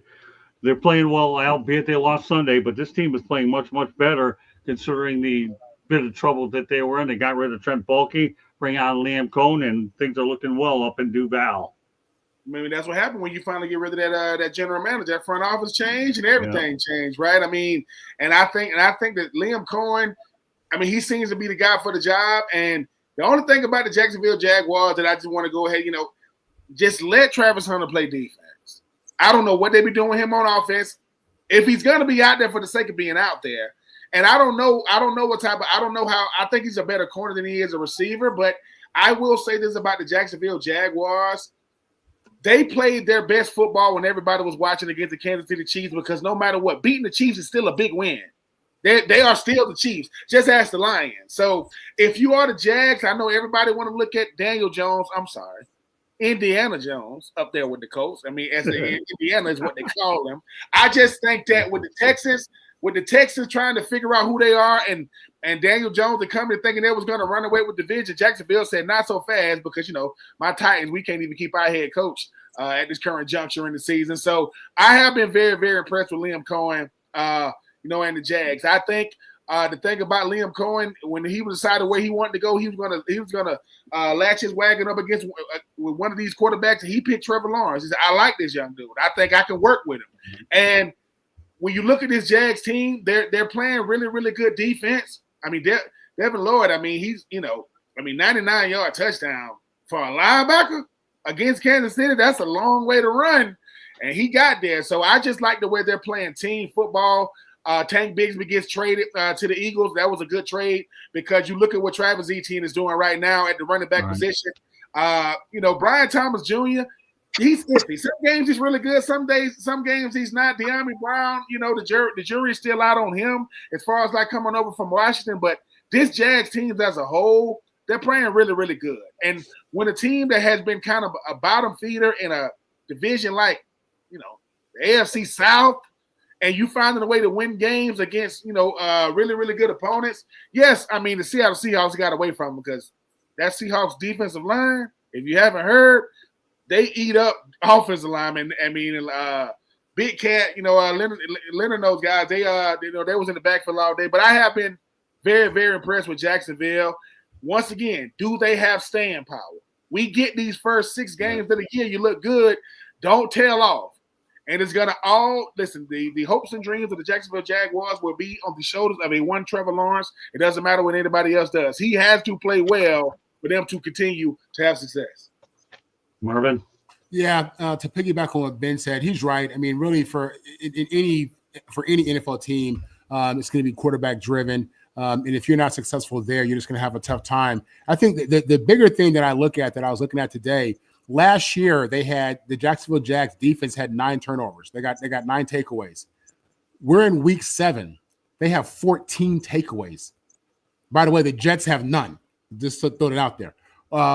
They have 14 takeaways in 7 games. I don't care what kind of offense you run it. If you get in 2 takeaways a game in the NFL, the odds are you're going to win that game, period. So, if Liam can get him going, be that whisperer, whatever he's going to need as a former number 1 overall pick, that's great. If they can get, Travis, sprinkled into that offense, which I think they should try to, I think that's great. But for the Jags, their success right now, it's on that D and those 14 turnovers they have in only week 7 in the NFL. Great stuff. Tommy? Yeah, when I think about the Jaguars, obviously the defense is great. You hear about the turnovers. But the interesting story I think about the Jaguars is I heard this. Somebody was talking about Doug Patterson, the coach, before Cohen, and he had talked about how much he had to kind of rebuild Trevor Lawrence's confidence. Yeah. That Urban Meyer had really shattered his confidence and beat him up. He did. We were there to see that. Yeah, and set him back.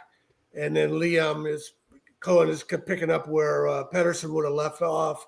But I found that very interesting because Lawrence was such a great college quarterback, and maybe he can still has time to rebuild himself like a Baker Mayfield or a Daniel Jones in the right situation. But the other thing that made me think about is Urban Meyer. He had all those great Ohio State teams and all those productive quarterbacks, but none of them panned out in the NFL. I thought that was kind of interesting. I guess the exception would be C.J. Stroud. Right. But, yeah, it really makes you question Urban Meyer. Obviously the guy's a great coach. He won.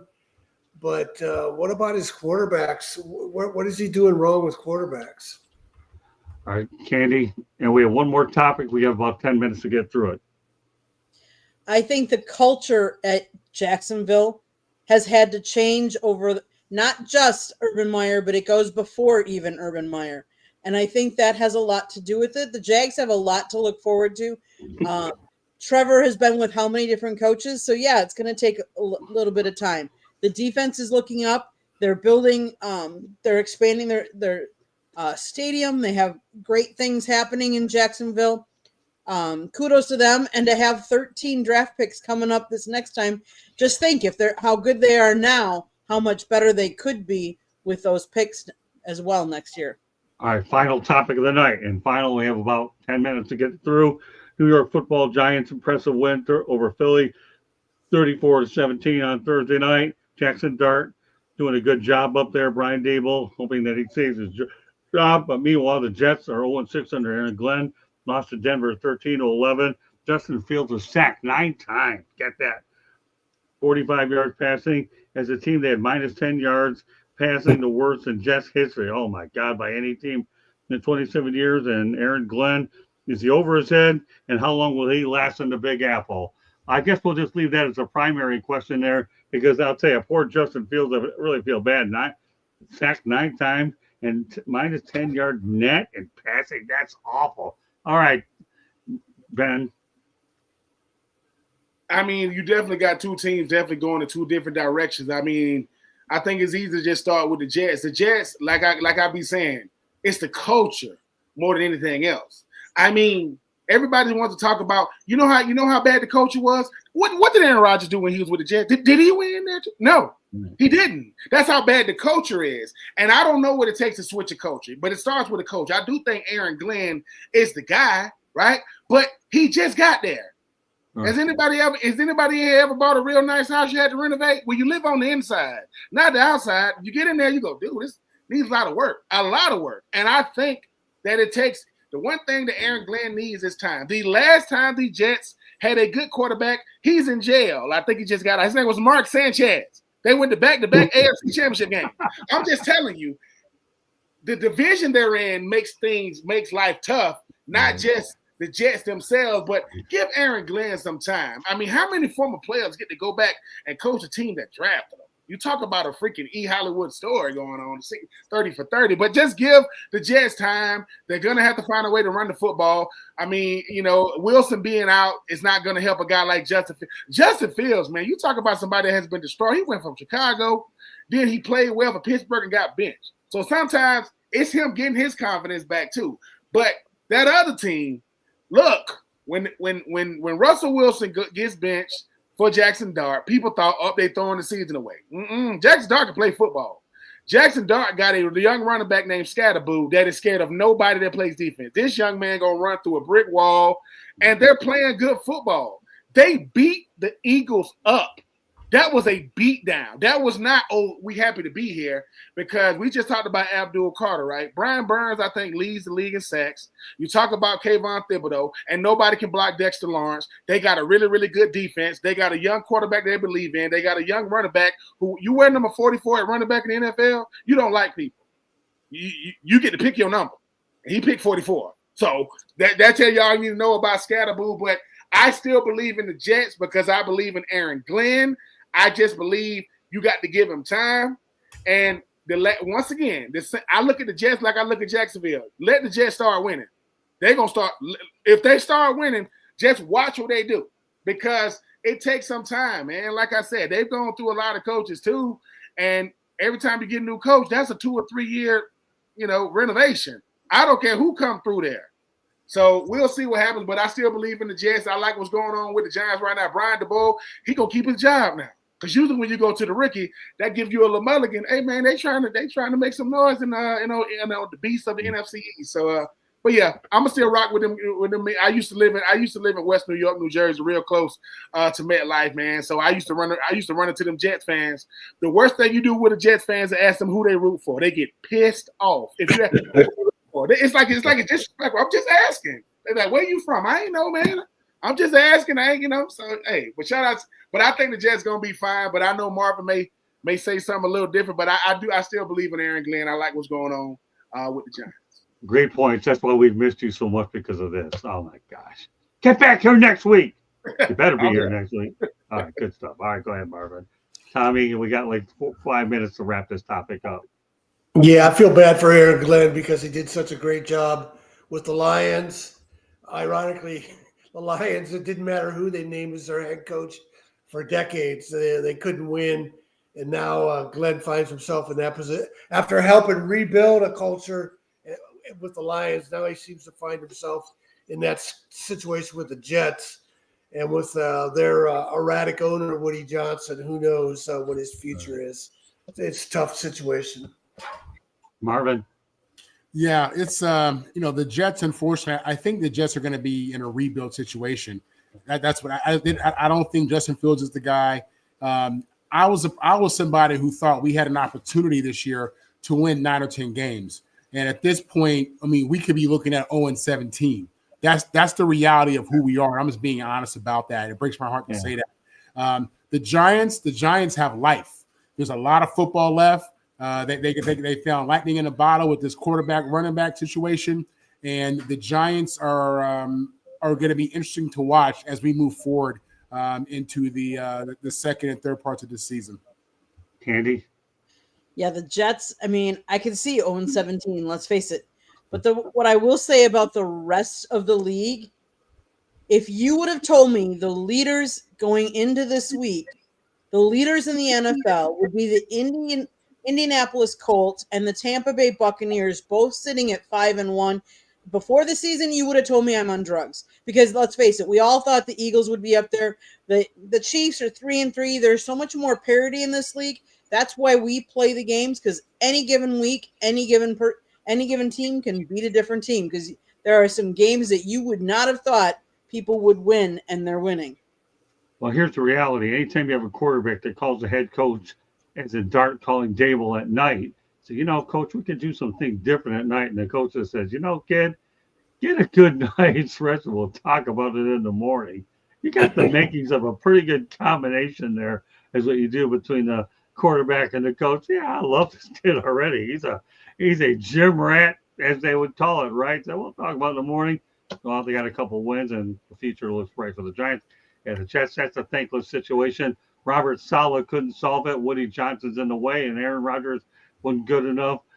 And the only thing I have a problem with Glenn is the way he handled the Rodgers situation. To tell this guy to fly across the country and said you don't have a job, Zoom would have worked, pal. Other than that, that was very I didn't like the look there. That was bad. I mean, and Rodgers got the last laugh when Pittsburgh beat the Jets. But as far as what they're doing, the Giants, I like it. The Jets, they have a lot of work to do. Woody Johnson, I hope he stays away. Great show tonight for sure. Enjoyed all the contributions by everybody. And what we're going to do next week is we're going to carry over my topic on Ed Orgeron, and we're going to talk about Jimbo Fisher next week, as well as we'll get more involved with the James Franklin situation. We're talking about coaches that have been let go. Why don't we talk about a couple that are looking to get back in the game? And those will be two that we talk about next week here on Inside the Pitch. And great show tonight, Mel. Good to have him on. Tommy, what can I say? You talk about a college football encyclopedia and basketball. You're definitely at Ben. I'm so glad you're back. I mean, I don't know how to sing the Welcome Back Cotter song, but also because I would say the same thing to Welcome Back Ben Troop, but at least I'm thinking about it. You and that hat. Looking forward to see. Oh, look at this guy. All right, what is that? That's the Dirty Birds. You saw the Falcons last night. Yeah.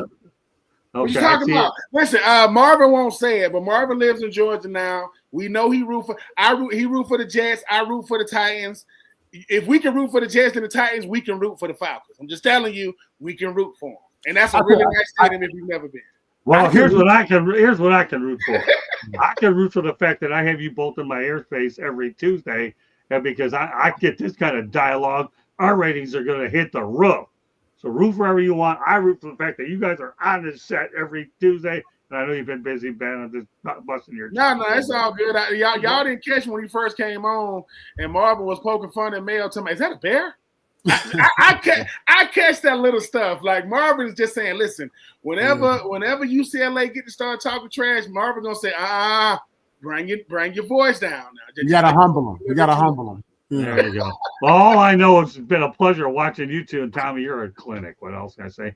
And Candy and her research, it is what it is. All I do is just try to make sure we don't screw it up. All right. With that said, Candy, one more station break. We go around the horn and we wrap it up. Go ahead, Candy. South Florida Tribune Publishing Company published a book, Lessons from the Microphone, Tuning into the Enduring Wisdom of Visionary Leaders. It is written by our host, Scott, the Motor City Madmouth Morganroth. Talks about his 40-plus years in the industry and how it has evolved and changed. Get your copy today. It's available on Amazon, Barnes & Noble, Kindle, Google, and Apple Books. There's also a link on our website, www.southfloridatribune.com, where there is a plethora of great other content, so go check it out. If you see that red subscribe button in the lower right-hand corner, click it like a share us, and then turn on the notifications so you're notified every time we go live. If you like to listen to podcasts, you can find us where you get your podcast. If you want to advertise or sponsor a show, call Scott, 954-304-4941. And if you want to be a guest or have topic ideas, you can always email us at southfloridatribune.com or gmail.com. Yep. There you go, Scott. All right, Marvin, let everybody know they can reach you, buddy. Marvin on the mic, Twitter, Instagram, TikTok, Marvin Powderthread on Facebook. You can find me on Locked On USC on Mondays and Fridays. You can find me with USCJ Thursday, 3 o'clock. You can find me on the South Florida Tribune Tuesday evening, Wednesday morning, Wednesday evening. Yeah, I love having you on the Sports Exchange. We're going to have a loaded show tomorrow night, Marvin. So I know you're at the top of your game all the time, and tomorrow I'm going to have you even on your toes because it'll be basketball heavy, and you'll have a chance to stick it to me with the USC-Michigan game. I've left it wide open for you to stick it to me. I'm sure you won't be able to have weight on that segment. And George Eichhorn will be on there while we both get smacked by you. But that's okay. Go ahead, Ben.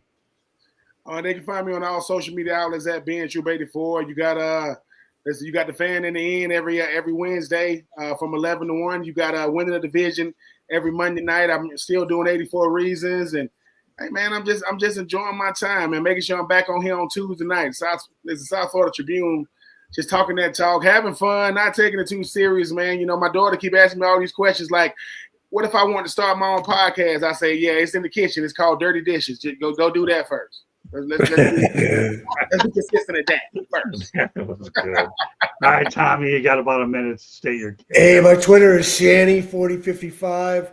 Go to my website, tomshanahan.report. I have a special story up there today. On Saturday, Terry Hanratty, the Notre Dame legend, will be honored for his College Football Hall of Fame induction in December. USC is playing at Notre Dame, and Hanratty is one of the all-time legends, and he's forever tied to Michigan State through the 1966 game of the century, and the Michigan State and Notre Dame players from those teams have a special bond, and that's what I wrote about on my website, tomshanahan.report. Great stuff. So Tommy's on here every Tuesday. He'll be on the Sports Exchange hopefully next Wednesday night. He goes on every other week, right, Tommy? We bring him on twice a month, so we'll stack the deck there. So meanwhile, great show tonight on behalf of Stephen Reichel for a little bit anyways. Mel Farr, and we should put Mel on the mic. Just kidding. And Tom Shanahan, Candy Emling, Ben Troop, and Marvin Powell III. This is Scott Morganroth, the Motor City Madmouth, Scott Morganroth the first, saying good evening, everybody. The Motor City Madmouth will see you tomorrow night on the Sports Exchange and inside the Picked In next Tuesday night. Good night, everybody. Thank you for joining us.